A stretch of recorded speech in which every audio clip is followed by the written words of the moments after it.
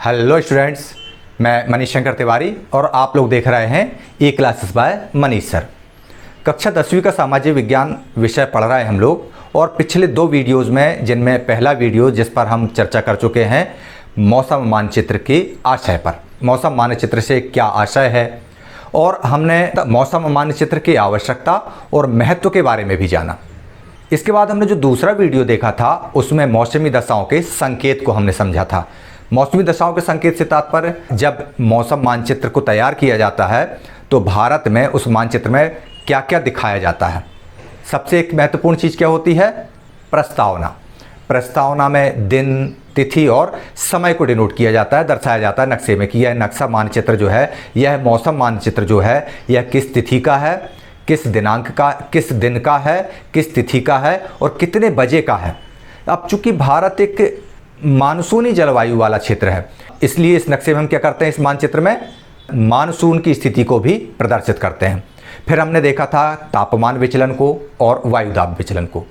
तो तापमान विचलन और वायुदाब विचलन करने के लिए कुछ रेखाएं दर्शाई गई थी उस नक्शे में। उन रेखाओं को हम समताप रेखाएं या समदाब रेखाएं कहते हैं।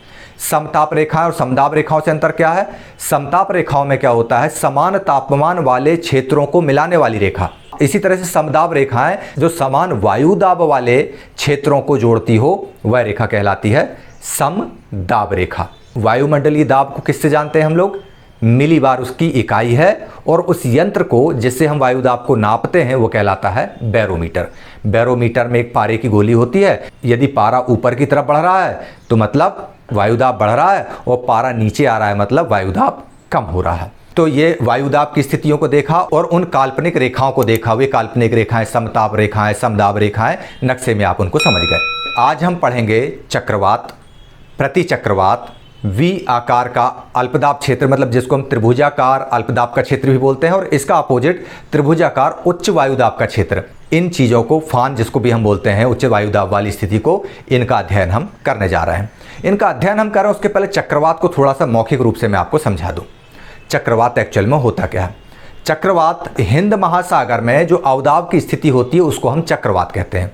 आपकी पाठ्य पुस्तक में चक्रवात या अवदाब लिखा होगा। तो चूंकि भारतीय दशाओं के बारे में पढ़ रहे हैं तो भारतीय नाम उस अवदाब का क्या है? चक्रवात। इसी अवदाब की स्थिति को ऑस्ट्रेलिया में क्या बोलते हैं? Willy willy. इसी चक्रवात को कनाडा में क्या बोलते हैं? टॉर्नेडो। तो अलग अलग, इसी को हरिकेन भी बोला जाता है। तो अलग अलग जगहों पर इन अवदाब की स्थिति को अलग अलग नाम दिए गए हैं। भारतीय परिस्थिति में हिंद महासागर में होने वाले अवदाब की स्थिति को हम चक्रवात कहते हैं। तो इसी चक्रवात या अवदाब का अध्ययन आज हम करने जा रहे हैं। इसमें होता क्या है, थोड़ा सा आप इसको समझ लें कि वायु का एक स्वभाव होता है। वायु का स्वभाव क्या होता है? यह वायु उच्च वायुदाब क्षेत्र से निम्न वायुदाब के क्षेत्र की ओर प्रवाहित होती है, जैसा कि मैंने पिछली बार गुब्बारे के उदाहरण से पिछले वीडियो में आपको बताया।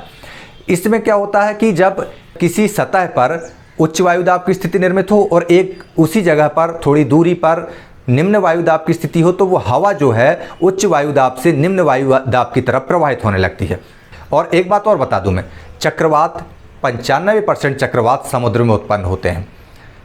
समुद्र में इसके लिए आदर्श स्थितियां क्या होती हैं? जब समुद्र की सतह का तापमान लगभग 27 डिग्री सेंटीग्रेड हो और उसके नीचे 60 मीटर कम से कम गहराई हो, तब वो जो वाष्पन की क्रिया होती है, जब गर्म वहाँ पर सूर्य तप पड़ता है तो सूर्य तप पड़ने से जो सतह का पानी गर्म होता है, और गर्म होने के बाद वहाँ पर वाष्पीकरण होता है, तो उस क्षेत्र में एक कम दबाव का क्षेत्र निर्मित हो जाता है, लगभग 50, 60, 70, 100, 150 किलोमीटर के एरिया में। और इसके बाहर जहाँ पर सूर्य की किरणें नहीं पड़ रही हैं कम, वहाँ उच्च वायुदाब का क्षेत्र होता है। तो वो उच्च वायुदाब के क्षेत्र से हवा निम्न वायुदाब के क्षेत्र की तरफ आती है। निम्न वायुदाब के क्षेत्र में क्या होता है? वाष्पीकरण हो रहा होता है। तो उच्च वायुदाब क्षेत्र की हवा जब निम्न वायुदाब क्षेत्र की तरफ पे बहते हुए, दौड़ते हुए, भागते हुए आती है और केंद्र में उसको एंट्री नहीं मिलती। जैसे आप सपोज करो कि आप अपने घर में अंदर जाने के लिए दौड़ लगा रहे हो और आपको दरवाजा बंद मिले, तो क्या होगा? आप टकरा के वहाँ गिर जाओगे। लेकिन चूंकि हम एक रिजिड बॉडी हैं, हवा के साथ ऐसा नहीं होता। हवा क्या है? अल्पदाब क्षेत्र के केंद्र की तरफ अंदर एंटर नहीं कर पाती, तो वो अंदर न जाके वो अंदर जाने के लिए गोल गोल घूमने लगती है, रास्ता तलाशती है कि कहीं से हम अंदर जाएं।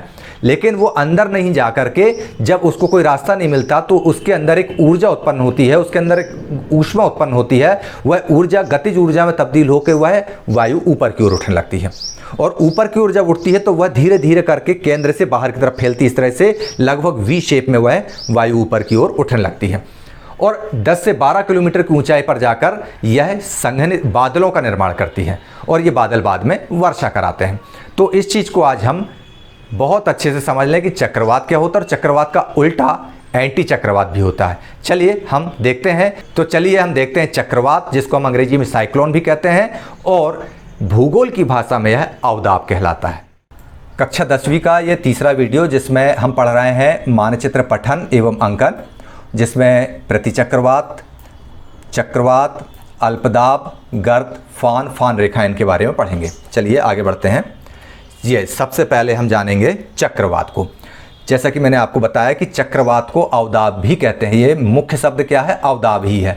जैसे हम बेसिकली मानव हैं, मानव नाम अलग अलग हो सकते, समीर, मनीष, अन्या, अंशिका, ये नाम हो सकते हैं, लेकिन बेसिकली हम क्या हैं? इंसान हैं। तो इसी तरह से ये क्या है? बेसिकली अवदाब की स्थिति है। इसका नाम क्या होता है? चक्रवात। चक्रवात मतलब हिंद महासागर के जो अवदाब की स्थिति होती है उसको चक्रवात बोलते हैं, जबकि अन्य महासागरों में इसके अलग अलग नाम होते हैं, जैसे विली विली, टॉर्नेडो, हरिकेन इत्यादि इत्यादि। अब चक्रवात में होता क्या है, चलिए देखते हैं। ये देखिए आप चित्र, इस चित्र में आपको चक्रवात की ये टॉप व्यू दिख रही है।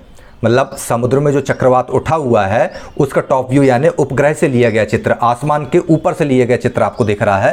तो ये केंद्र में आपके उसको क्या दिख रही है? ये बड़ा हिस्सा दिख रहा है, ये उसका एक होल सरीखा, ये कहलाती है चक्रवात का केंद्र या आँख या चक्षु। ये चित्र में आपको देखने में लग रहा होगा छोटा, क्योंकि ये बहुत दूर से लिया गया है, इसलिए बेसिकली ये आँख, ये केंद्र का जो दिख रहा है, इसी का व्यास जो है लगभग 100 किलोमीटर के आसपास होता है। और ये पूरा चक्रवात क्षेत्र जो है, ये आपको ये पूरा दिख रहा है, ये पूरा चक्रवाती क्षेत्र ये लगभग 500 से 600 किलोमीटर के एरिया में होता है। चक्रवात की समदाब रेखाएं मंद होती हैं और इसके भीतर अल्पदाब होता है।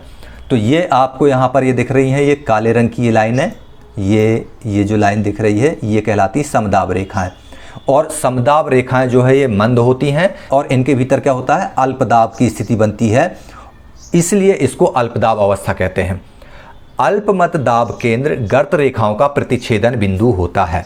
इसको आप समझ लीजिए कि ये जो है इस तरह से ये स्थिति बनी, ये अल्पदाब वाला केंद्र है, ये उसके बाहर की समदाब रेखाएं हैं, ये उसके और बाहर की समदाब रेखाएं हैं। ये यहाँ पे जहाँ पे अल्पदाब की स्थिति होती है वहाँ पे समदाब रेखाएं थोड़ी पास पास होती हैं, और जैसे जैसे ये फिर दूर जाने लगता है तो ये समदाब रेखाएं कम होती जाती हैं, अंशतः उनकी स्थिति कम होती जाती है।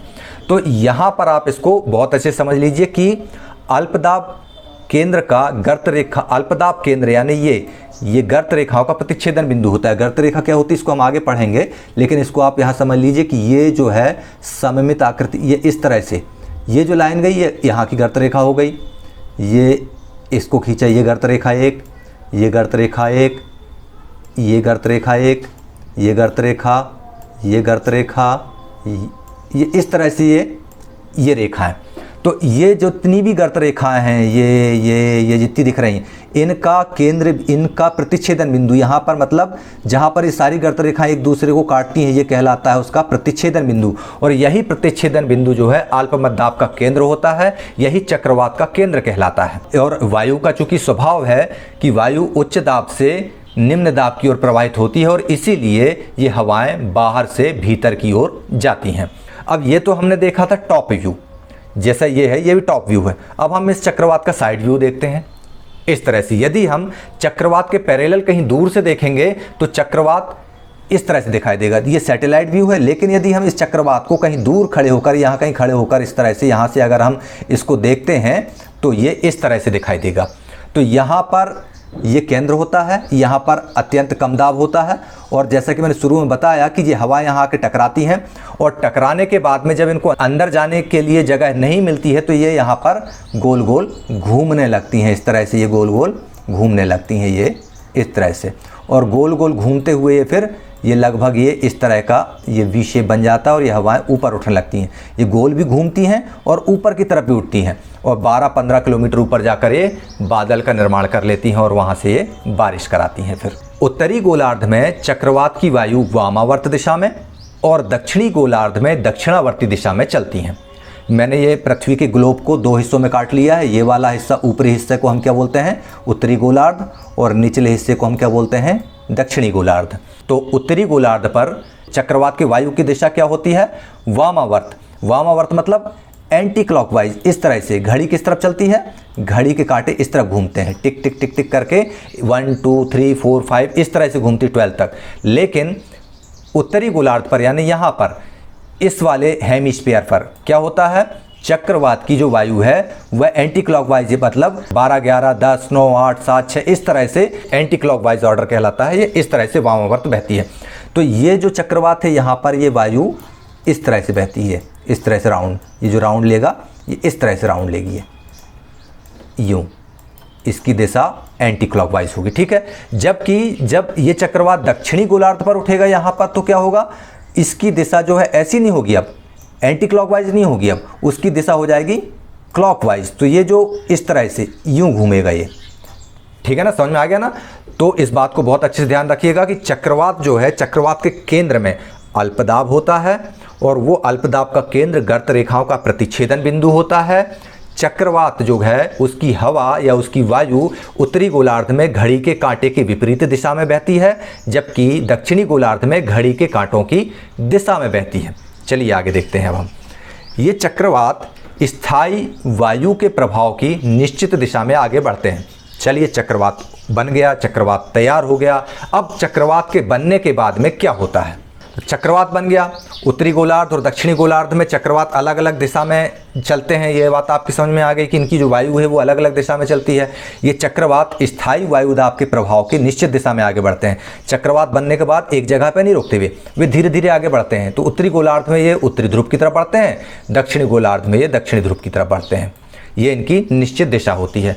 और इसके अलावा ये पश्चिम की तरफ बढ़ते हैं। पश्चिम की तरफ मतलब पृथ्वी, मान लो ये है, ये पृथ्वी है, ये पृथ्वी हमेशा इस तरह से सूर्य के चक्कर काटती है पश्चिम से पूर्व की तरफ।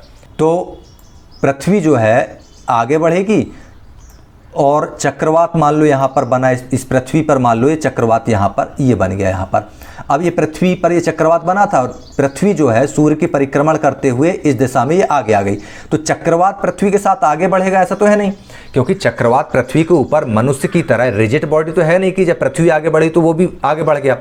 ये चक्रवात हवा है तो ये इस दिशा से हट के पीछे हो जाता है, ये पश्चिम की दिशा में आ जाता है। पृथ्वी जो पूर्व की दिशा में आगे बढ़ जाती है, चक्रवात पश्चिम की तरफ पीछे रह जाते हैं और धीरे धीरे इनकी तीव्रता कम हो जाती है, धरातल से टकराते हैं और ये क्षीण हो जाते हैं।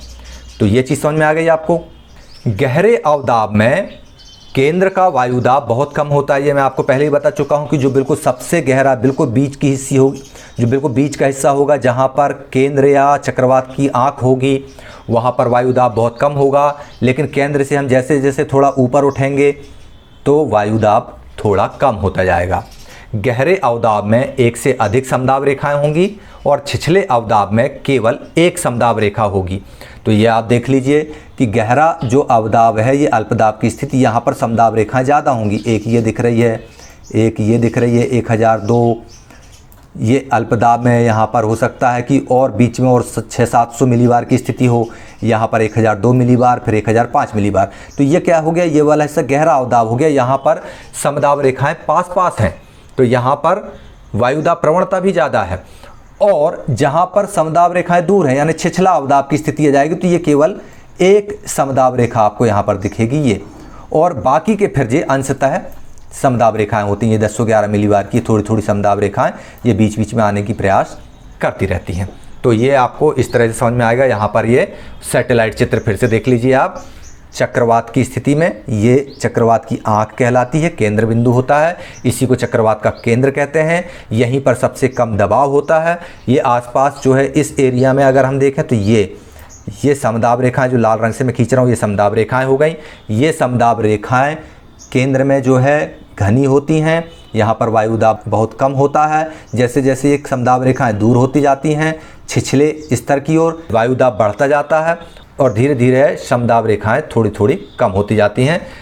चक्रवात ध्रुवीय क्षेत्रों की ओर बढ़ता है और क्षीण होने लगता है। छिछले अवदाब में समदाब रेखाएं दूर दूर और गहरे अवदाब में निकट निकट अंकित रहती हैं। जैसा कि मैंने आपको बताया कि जहां पर वायु दाब में बहुत फ्रिक्वेंटली जल्दी जल्दी अंतर आता है, जैसे यहाँ पर 1005 है, उसके नीचे यहाँ पर ये 1002 मिलीबार की स्थिति आ गई है। इसके बाद हो सकता है 900 मिलीबार हो, 800 मिलीबार हो, 700 मिलीबार हो। तो ये यहाँ पर जहाँ पर वायु दाब में लगातार जल्दी जल्दी परिवर्तन हो रहा है वहाँ समदाब रेखाएं पास पास होंगी। ये गहरे अवदाब की स्थिति में, जब गहरे अवदाब से हम छिछले अवदाब की ओर बढ़ेंगे, थोड़ा दूर की तरफ बढ़ेंगे, तो समदाब रेखाओं का डिस्टेंस भी बढ़ता जाएगा, वायु दाब प्रवणता भी कम होती जाएगी। और इस प्रकार पे क्या होता है, जब ये अल्पदाब के पास होती हैं और इसमें वायु राशि एकत्रित तो होती है, यहाँ पर अल्पदाब की स्थिति रहेगी यहाँ पर, और अल्पदाब में वायु लगातार आती रहती है, प्रवेश होती रहती है। जैसा कि मैंने आपको शुरू में बताया कि ये पोजीशन बनती है और यहाँ से जब वायु अंदर की तरफ आती है और जब उसको अंदर जाने के लिए जगह नहीं मिलती तो यह यहाँ पर गोल गोल घूमने लगती है इस तरह से, और गोल गोल घूमने के बाद में इसको गतिज ऊर्जा मिलती है और ये चक्कर लगाती हुई गतिज ऊर्जा के साथ में ऊपर उठने लगती है। ये इस तरह से ऊपर उठने लगती है और जब ये ऊपर उठती है तब इसके अंदर संघनन की गुप्त ऊष्मा पा करके ये हवाएं ऊपर बादलों का निर्माण करती हैं और वर्षा का रूप धारण करती हैं, और इस प्रकार चक्रवाती क्षेत्र का मौसम खराब हो जाता है। समझ में आ गया आपको बहुत अच्छे से? चलिए अब हम आगे देखते हैं। प्रति चक्रवात। चक्रवात का जस्ट अपोजिट होता है प्रति चक्रवात। इसमें क्या होता है, केंद्र में उच्च दाब का स्थान होता है। ये जो है कहीं पर उच्च दाब का स्थान निर्मित होता है और इसको उच्च दाब अवस्था भी कहते हैं। यह केंद्र दो फान रेखाओं का प्रतिच्छेद बिंदु होता है। फान रेखाएं क्या होती हैं, थोड़ा आगे इसी अध्याय में पढ़ेंगे। इसकी समदाब रेखाएं प्रायः वृत्ताकार होती हैं और हवाओं की दिशा उत्तरी गोलार्ध में क्लॉकवाइज दक्षिणावर्त, दक्षिणी गोलार्ध में एंटी क्लॉकवाइज वामावर्त होती है। चूँकि यह चक्रवात से विपरीत स्वभाव का होता है इसीलिए इसका नाम प्रति चक्रवात या एंटी साइक्लोन रखा गया है। यह उच्च दाब अवस्था भी कहलाती है। तो यहाँ पे उत्तरी गोलार्ध में इसकी दिशा घड़ी के दिशा में होती है, इसकी वायु की दिशा जो है वो घड़ी की दिशा में होती है, जबकि दक्षिणी गोलार्ध में यह घड़ी की दिशा के विपरीत इसकी वायु प्रवाहित होती है। तो आपको ये चीज़ समझ में आ गई होगी कि चक्रवात के विपरीत प्रति चक्रवात होते हैं। प्रति चक्रवात में केंद्र में उच्च दाब का स्थान होता है और जैसा कि वायु उच्च दाब से निम्न दाब की तरफ बहती है तो यहाँ पर क्या होता है, केंद्र में उच्च दाब से वायु प्रवाहित होकर निम्न दाब की तरफ जाने लगती है और उत्तरी गोलार्ध में क्लॉकवाइज और दक्षिणी गोलार्ध में एंटी क्लॉकवाइज इसकी वायु का प्रवाह होता है।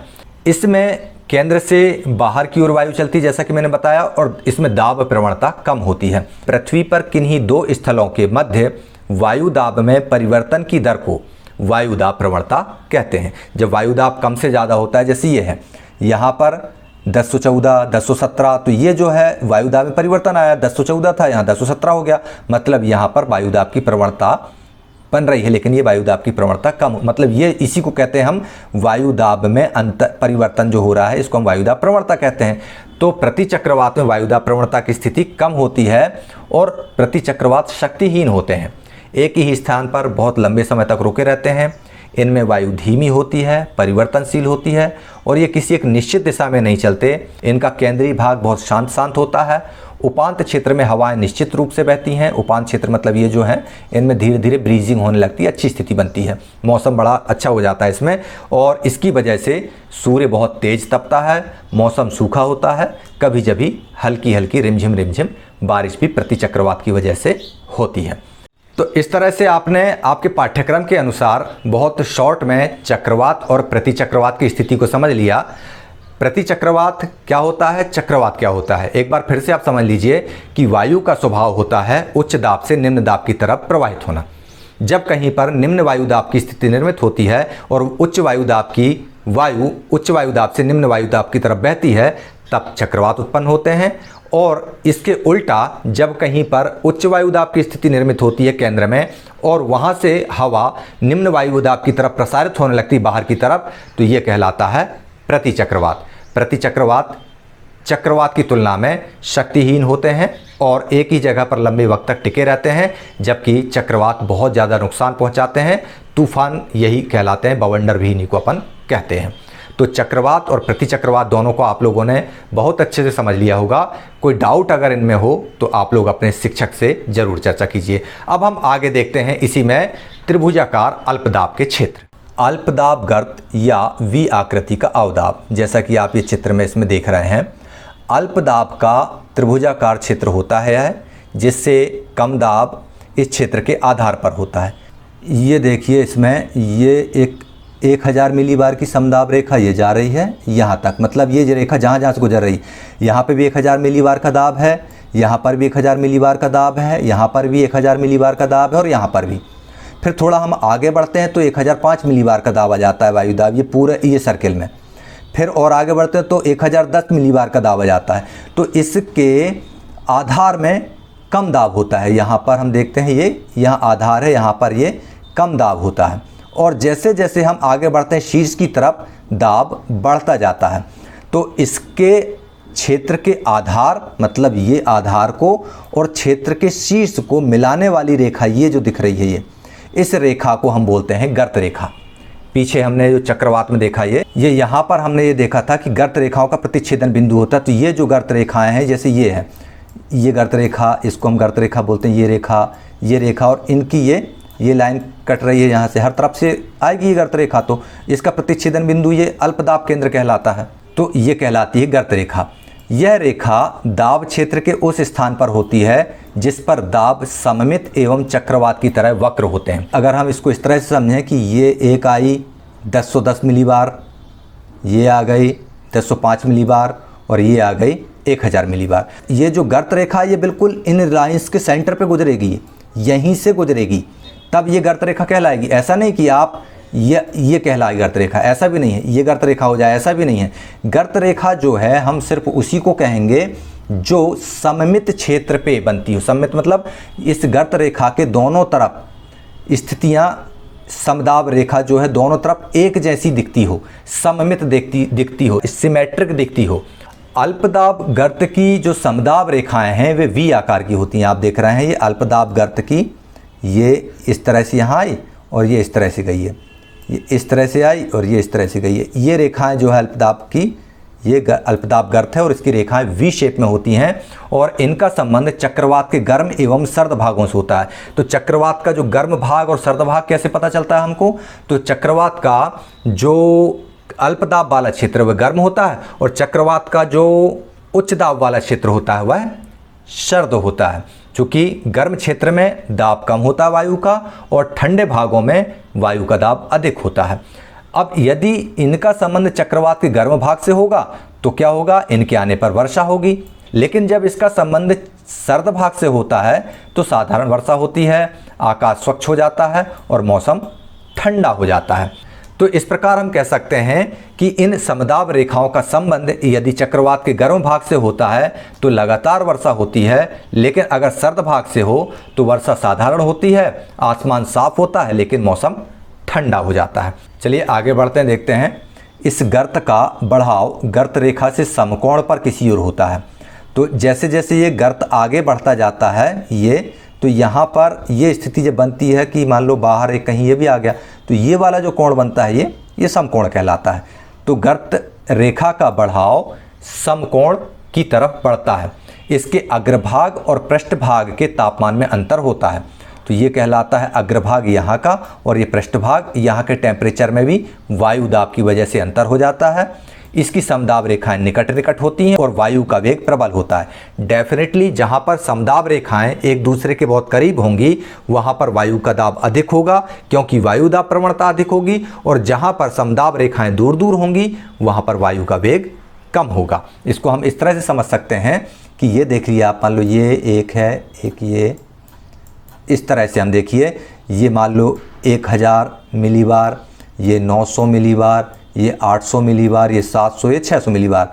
तो यहाँ पर हाई प्रेशर है और ये लो प्रेशर है, तो यहाँ पर वायु दाब प्रवणता अधिक होगी क्योंकि यहाँ पर समदाब रेखाएं पास पास हैं। अब हम इसको इस तरह से करें, यहाँ पर 1000 यहाँ पर 900, यहाँ पर 800, तो यहाँ पर वायु दाब या यहाँ पर वायु वेग कम होगा, वायु दाब प्रवणता कम होगा। ठीक है ना। चलिए आगे देखते हैं हम। चक्रवात या प्रतिचक्रवात का जन्म दो विपरीत हवाओं के संपर्क से होता है। ये बात मैं आपको बता चुका हूँ। दो विपरीत हवाएं कैसी? उच्च वायुदाब की हवा और निम्न वायुदाब की हवा। जब ये एक दूसरे के संपर्क में आती हैं तब चक्रवात या प्रतिचक्रवात का निर्माण होता है। तो जब जहाँ पर ये संपर्क में आती है उस स्थान को हम बोलते हैं प्राथक्य सरपेश। मतलब जब ये अल्प दाब की स्थिति में ये यहाँ पर और ये उच्च दाब की स्थिति है, जब ये हवा यहाँ पर आती है, अब ये अल्प दाब के क्षेत्र में केंद्र की तरफ ये हवा अंदर नहीं जा पा रही है, तो एक पॉइंट ऐसा होता है जहाँ पर ये हवा टकरा के और वहाँ से ये ऊपर उठने लगती है। तो यह है जिस सतह पर एक दूसरे को स्पर्श करते हैं, टच करते हैं और हवा ऊपर होने लगती है, वह स्थिति कहलाती है प्राथक्य सरफेस, प्राथक्य पृष्ठ, जिसको हम अंग्रेजी में कहते हैं सरफेस ऑफ सेपरेशन।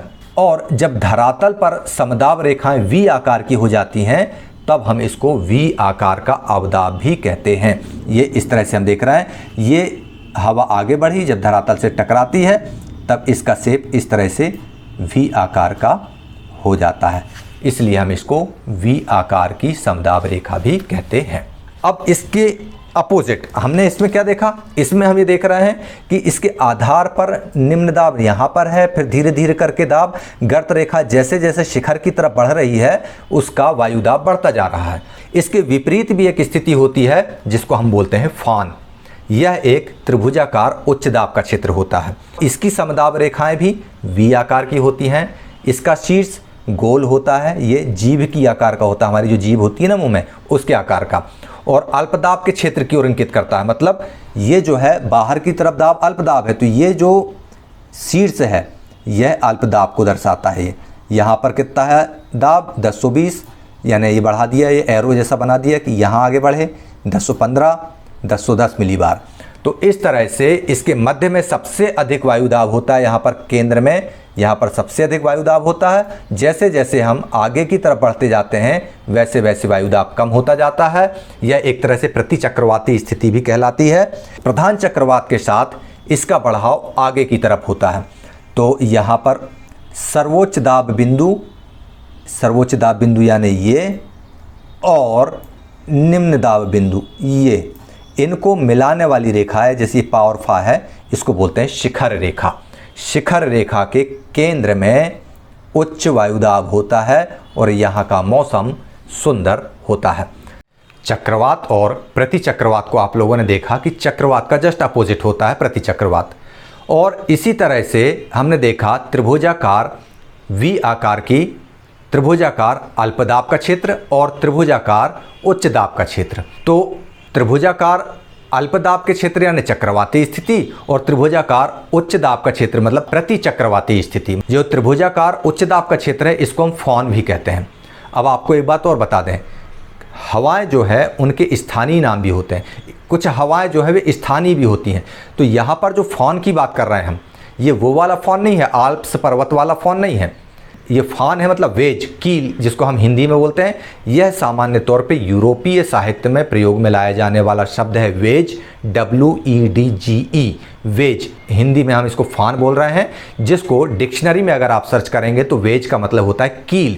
मतलब यह एक कील की जो नोक होती है ना, उस शेप की ये हवाएं होती हैं, इसलिए हम इसको फान हवाएं भी बोलते हैं। ये FOEN फॉन हवाएं नहीं हैं जो आल्प्स पर्वत पे निकलती हैं और स्विट्जरलैंड को धरती का स्वर्ग बनाती हैं, ये अलग चीज़ें हैं, वह स्थानीय हवा है ये। उसके बारे में हम किसी और वीडियो में अगली कक्षाओं में जब हम पढ़ेंगे तब समझेंगे। यहाँ पर फान रेखाओं का अर्थ उन फान रेखाओं से, उन स्थानीय हवाओं वाली फान रेखाओं से नहीं है जो अंगूर की लताओं को पकाने में मदद करती हैं। समझ में आ गया ना? ये जो है उच्च दाब की त्रिभुजाकार वायु है जिसको हम फॉन कहते हैं।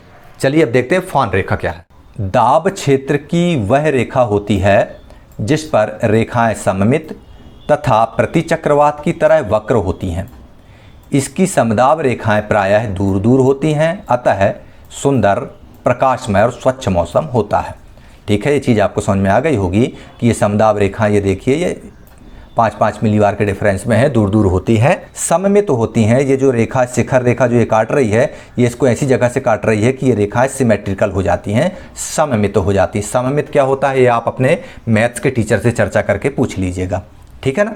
अब फान रेखाएं के बारे में हम देखते हैं। फान दाब का बढ़ाव उत्तर दिशा में होता है तो अगले भाग में हवाएं उत्तर से और पृष्ठ भाग में दक्षिण से चलती हैं।